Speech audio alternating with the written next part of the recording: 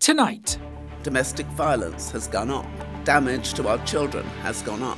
Mental illness has gone up. Depression has gone up. one-on-one with the Commonwealth Secretary General. What should the Commonwealth look like in the 21st century to meet the needs of its people? From the Commonwealth to CARICOM and beyond. The world at the moment has gone and is still going through a polycrisis. Now on CNC3, Baroness Patricia Scotland.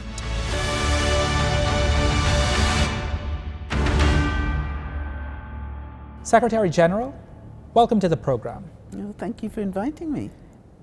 In a lifetime of service, you have built up an incredible resume, an impressive resume. For the benefit of our viewers, you moved to the UK very early with your family. You trained as a lawyer. You became the first black woman to be appointed a Queen's Counsel in 1991.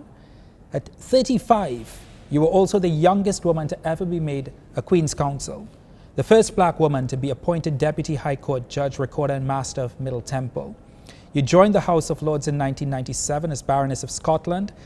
You were appointed Attorney General in 2007, the first woman to hold the post since it was created many centuries ago in 1315. And more than that, you've had a long-standing passion or interest in combating violence, in combating domestic violence. And that has brought you to Trinidad and Tobago. Yes, it has. And it's been really because I appreciated so much the love and affection that I grew up with. I'm one of my parents' 12 only children. There's 7 boys and 5 girls, and I was their 10th child. And I know that I thrived because of that love and that affection. So when I was a young barrister and I saw for the first time a case involving domestic violence, I was deeply, deeply shocked. And what I learned about it as the years went by was that this was an incredible, corrosive, damaging experience, not just for the adults, but also for the children. That children brought up in such violence remain scarred by it, sometimes for the whole of their lives. So it became one of the core celebs, I suppose, that I was determined to make a difference to. And we looked at the impact on young men. And what I realized is that so many of the young men who find themselves in difficulty come from these very dysfunctional and violent homes. And so 30 years ago, there was a conference here run by Lifeline, which was the charity created to support those who had feelings of wanting to end their lives, feelings of suicide, to make a difference. And that conference was called Violence, Self, and the Young Male. And 30 years later, I'm back for the same conference to see how well have we done, what do we need to do now, and how do we change things. COVID has made a huge impact on all of our lives, and I'm also here because Dr. Tedros, who is the Director General of the WHO, and I have been working since he became the DG and I became Secretary General. And we are also here to talk about the WHO Small Island Developing States Conference on non-communicable diseases and mental health. You know, Secretary General, welcome back after 30 years, by the way, and you're going to be spending some time with us here in Trinidad and Tobago because you're going to be back for the Commonwealth Youth Games that takes place in our country in a couple of months, or in 1 month. But on the back of that conference, we've had several conferences when it comes to crime, when it comes to violence in this country, or on the back of a CARICOM Regional Crime Symposium, the Association of Caribbean Commissioners of Police. This will be another one this week in Trinidad and Tobago. From where you sit at the top of the Commonwealth Secretariat, do you feel we've failed to move from talking about violence to acting against violence in a Caribbean that has become prone to it? Well, I certainly believe there's a lot we have done, and it cannot just be talk. So if I think about the things that I personally have been involved in the last 30 years. I spent 11 years as a minister in the United Kingdom, firstly as the Foreign Office Minister, then as Deputy to the Lord Chancellor, then Deputy Home Secretary, and then as Attorney General. And in all those posts, together with what we're now doing in the Commonwealth, we have tried to concentrate on action as opposed to simply talking. And what I do know is in the last 30 years, we have learned a lot about what we should do in order to be the difference that we need to make. The question is for all of us, are we doing all that we can? And certainly as Secretary General of the Commonwealth, I'm absolutely committed and determined that we should become the fulcrum of good practice. We should share with each other not only our successes, but also our failures, because we learn a lot from what did not work. And so many of us are anxious to share with each other rightly what did work, but many of us are hesitant or shy or almost ashamed to talk about the things we tried in good faith that did not work. And I think it's absolutely critical that we share what has not worked as well as what does work, because most of us are trying the same things. And so I think we shouldn't be ashamed of the failures. We should be more ashamed of not trying. If we're trying, then we have the hope, the expectation for making a difference. If we don't try, that's the real failure. Madam Secretary General, at risk of sensationalizing this point, how critical is it, and does the future of the Commonwealth, future in quotes, of the Commonwealth sort of hinge on the success of such programs, of these conferences? I ask you that specifically with in mind, 60% of the Commonwealth are under 30. Yeah. 60% of the population of the Commonwealth are under 30.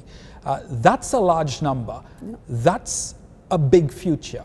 Yeah. Well, I think we have to concentrate on those young people under the age of 30, because they are 60% of the Commonwealth, but also this is the Commonwealth Year of the Youth. And these young people aren't just our tomorrow, they are our today. So if we don't give them the necessary skills, opportunities, and nurture them in a way that they can take advantage of their own talents, then we will never do as well as we should. There are so many issues, and violence is one of them. 1 in 3 women in our world is subjected to violence. This is the greatest cause of morbidity in women and girls. If you think about one of the most disabling things for women, domestic violence and sexual violence inhibits them from making the contribution they can and should make to our economy. It makes sense. It's to save lives and to save money. So it is one of the major things we have to do, but there are so many. We're looking at climate change. We're looking at how we get a fairer international financial system. We're looking at what we need to do to enhance trade and opportunity, because many of our young people are desperate to have a job. We have a new digitalized world. We have to equip them to take advantage. So this conference is one of the very important areas upon which we have to work. But unfortunately, we're living through a period of polycrisis. And as a result, we have to look at all of them, not just one of them. And many of these issues are actually interconnected. Still to come. Do you fear that Commonwealth is becoming irrelevant in the day-to-day lives of those who live in it?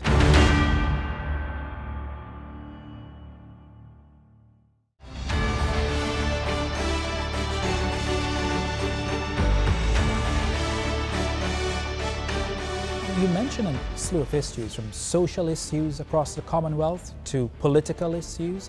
You've mentioned climate change, of which we're still trying to mitigate or adapt to.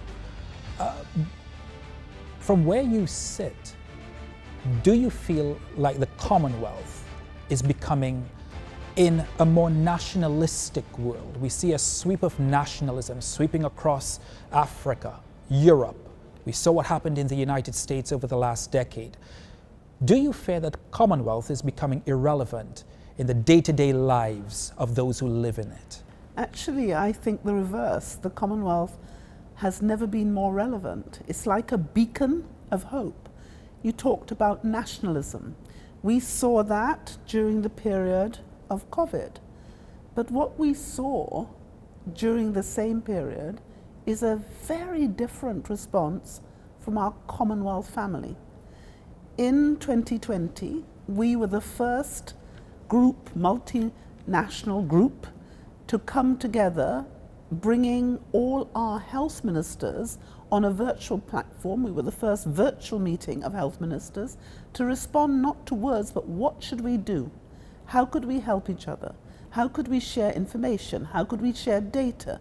What were we going to do about the vaccines? How were we going to make sure that more of us got what we needed? I said then, and Dr. Tedros supported me in our joint op-ed, that we were all facing the same storm, but we weren't in the same boat. But in the Commonwealth, we were. You saw friendship, you saw solidarity, you saw people sharing vaccines. Look at what happened in our region. I've never been more proud of our Commonwealth Caribbean. The Caribbean leaders did exactly what we do when the hurricane hits any of us. They came together, they shared, they really advocated for one another.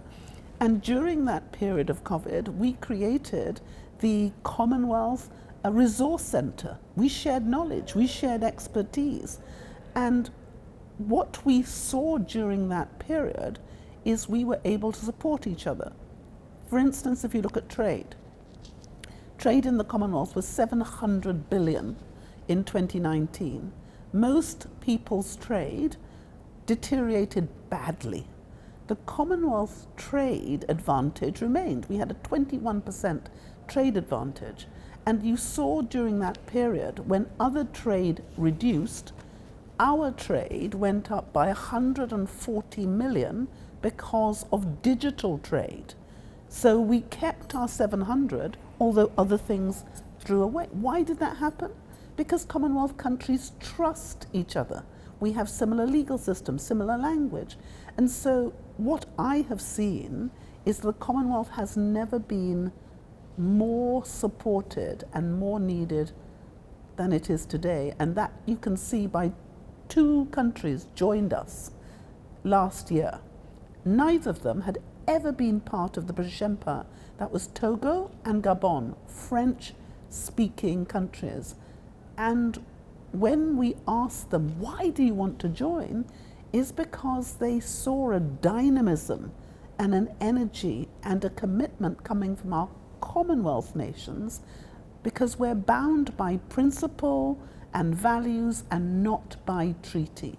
And every single country which has ever left the Commonwealth has either come back or have applied to come back. So I think we've never been more relevant than we are today. It is important, however, there has been macro advancements, especially economically, but it is important to note that many of these countries within the Commonwealth are still very much poverty-stricken. There are restrictions or limitations when it comes to educational advancements. What should the Commonwealth look like in the 21st century to meet the needs of its people?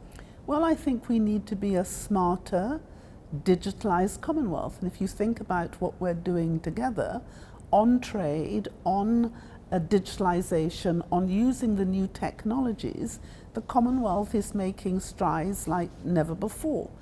I have been very honored this year to receive from Berkeley University the Global Leader of the Year for Innovation 2023. Now, why did they give me that award? I was surprised because Berkeley is in the United States of America. United States of America has got nothing, if you like, to do with our Commonwealth family.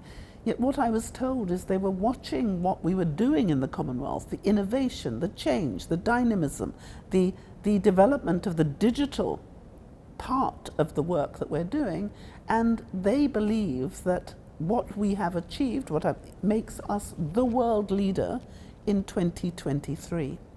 If we want our small and developing countries to advance, we have to bridge the digital divide that's getting bigger and bigger.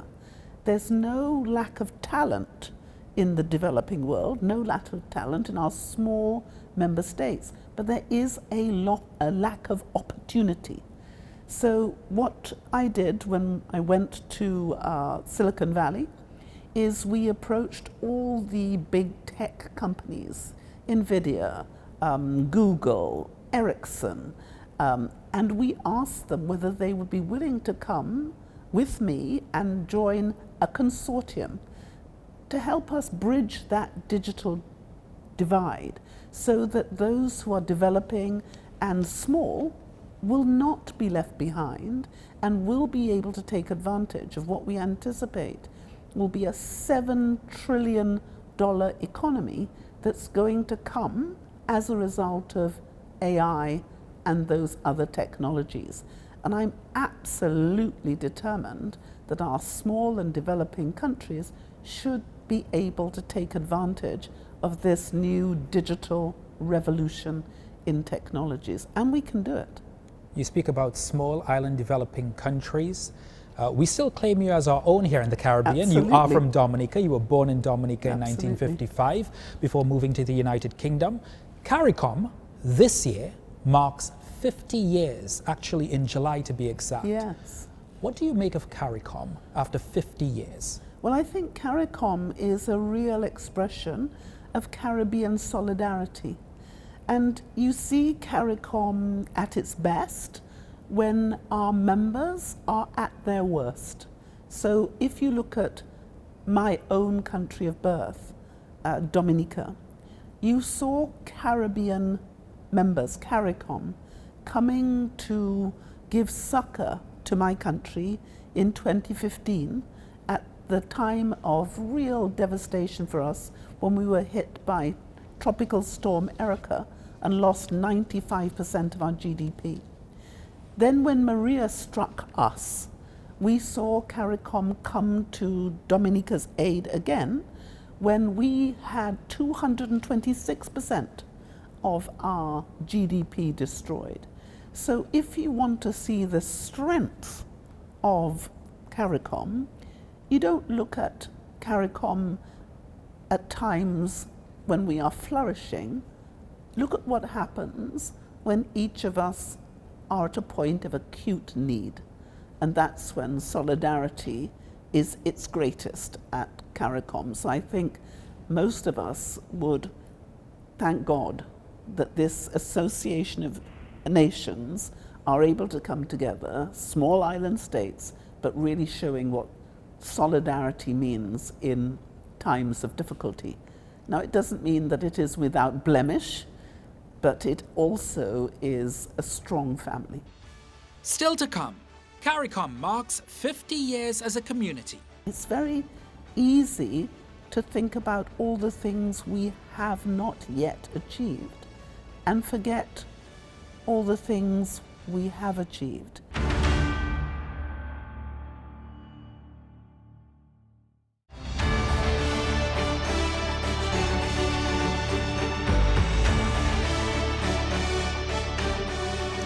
You mentioned a strong family. The European Union, also a strong family, an organization that you are acutely aware of. And even that strong family saw a very huge link in the United Kingdom separate and leave over the last few years. What does the future of CARICOM look like for you? You'll say that you're optimistic, but when we look at the sweeping nationalism that is happening geopolitically, and it comes down to our small islands, inevitably, what does the future of CARICOM look like for you? Well, I think CARICOM looks strong. As I understand it, there are more countries wanting to participate and join with CARICOM. But I think if it's probably better for you to ask Carla about the future of CARICOM. We will. But it's so interesting to hear from the Secretary General of the Commonwealth. Of course, you know, almost on a month-to-month basis would deal in some form or fashion with the Caribbean community. And I guess I'm asking you your thoughts on, after 50 years, you know, if the CARICOM region has lived up to what has or could have been its truest potential. I think none of us have lived up to our true potential until the day we die, because there's always, whilst we live and breathe, more for us to do. But if you want to ask, has CARICOM really demonstrated in the 50 years that it has made a difference to this region, then I say an unequivocal yes. Are there and have there been times of stress and difficulty? Absolutely. Has it been a journey without difficulty, trouble, or trauma? No. But then that's not how life is. But if you watch what's happened in our region, it is a dramatic change from where we were. It's very easy to think about all the things we have not yet achieved and forget all the things we have achieved. If you look at the economies of the Caribbean now, compared to the economies of the Caribbean 50 years ago, it's a very different picture. And I think we can't avoid the fact that the world at the moment has gone and is still going through a polycrisis. We've had COVID, we've had debt, we've had climate change, we've had the insecurity, food insecurity and cost of living crisis that has come from conflict in Europe. All of those on their own would be an exogenous shock. You put them together and it's like a tsunami of problems. The fact that our island states have faced those problems together and the solidarity they've been able to maintain has acted as a real buffer against those exogenous shocks. It hasn't neutered them, but I think they have made them easier to bear. If you look at what CARICOM members were able to do on corresponding banking, on climate change, on looking at vulnerability, all these things, the voice of the individual islands are more easily heard when they are capable of being echoed by and supported by the other countries in the region. So I think that CARICOM has a lot to be proud of historically, but CARICOM also still has a lot to do. Madam Secretary General, we've talked a little bit about Commonwealth, CARICOM. I want to zone in on Trinidad and Tobago. You sat at some of the highest offices in the United Kingdom, and now Trinidad and Tobago is faced with its own migration crisis, no more so than Venezuela. What advice would you have for leadership in Trinidad and Tobago as they come to terms with dealing with this crisis, not only of the influx, but also the call now to educate Venezuelan migrant children and other children of migrants? Well, I think firstly, it's really important for every country to make its own decision as to how it will respond. You'll know that in every state in the Commonwealth, they have similar or equal challenges, and they have responded in different ways. One of the things that we have been able to do is to look at general good practice and how countries may wish to respond and take into consideration. So I think it would be invidious for me to seek to comment or to advise on Trinidad's own particular position unless they were to specifically ask the Secretariat so to do. You'll know that every country can, if they wish, ask the Commonwealth Secretariat to assist them with technical assistance on any issue. And I can certainly assure you that if Trinidad and Tobago's government were ever to feel in need of such advice and support, we'd be more than willing to give it. But at this stage, I think I watch with interest the way Trinidad and Tobago will respond. It has to come from a much higher level than me. Madam Secretary General, before we end the interview, you've done such incredible work throughout your career. You've created history almost every step of the way, becoming the first black woman Queen's Counsel back in 1991. You were the second Secretary General from the Caribbean, first woman Secretary General. What has serving in this position meant to you and meant for you to the people back in the Caribbean of which you've come? Well, I hope what they will see is someone who seeks to serve. I have, from the earliest times, wanted to serve my country, my family, my community, and I suppose to make a contribution. My father used to say that if you come into this world, you should try, if you can, to make it a little better for you having lived in it than not. And if you couldn't do the world any good, then you should really try not to do it any harm. And I hope that what people will see is that if you have an abiding faith in God and you seek to serve Him and serve your people, then maybe some of the things you dream of can come true. But I hope that people will dream not about things for themselves, but things for others. I believe there is so much we can achieve, so much I have been able to achieve. None of it has been on my own. It's been by working together with others, being willing to listen to them, to learn from them, to join arms with them, and understanding that none of us is the fulcrum of good practice or all knowledge, but we can each make a little contribution, which, if we can make that contribution and God blesses us, will make the world fit for our children to live in. So, and I hope that what people will see when they look at me is someone who tried. That's all I think I can hope for.